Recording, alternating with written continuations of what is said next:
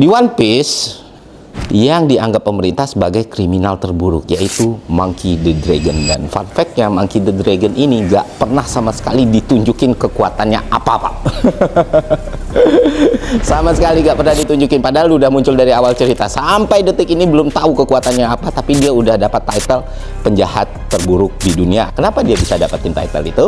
Karena tujuan dan purpose-nya gitu. Kalau bajak laut tujuannya kan masing-masing spesifik ya. Luffy pengen jadi raja bajak laut dan lain sebagainya. Kalau Monkey D. Dragon ini jelas meruntuhkan sistem. Bukan Marine yang dia sasar, bukan pemerintah juga yang dia sasar, tapi para kaum naga langit ya, dia pikir udah tidak pantas lagi untuk mengatur dunia ini gitu. Dan sistemnya sudah terlalu korup dan terlalu banyak yang menderita, makanya sistem ini harus diperbaikin ulang. Itu purpose dan tujuan dari Monkey D. Dragon. Dan kalau kita lihat latar belakangnya orang ini, sebenarnya ini bapak-bapak berprivilege, Pak. Dia punya garis keturunan istimewa dan dia bertahun-tahun juga mengabdikan dirinya kepada pemerintah gitu. Jadi dulunya di Angkatan Laut, sampai ada momen di mana dia melihat para naga langit itu membantai manusia sipil, manusia-manusia yang tidak bersalah, dan memperlakukan mereka kayak binatang buruan.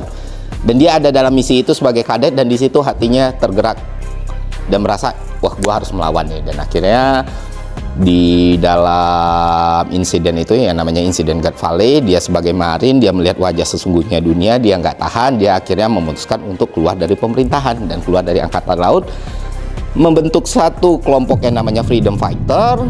Dia bertarung untuk kebebasan, untuk masyarakat, dan sehingga kelompok ini tadinya yang awalnya kecil membesar dan akhirnya membentuk sebuah entitas atau sebuah kelompok yang lebih berbahaya dari bajak laut, namanya Revolutionary Army.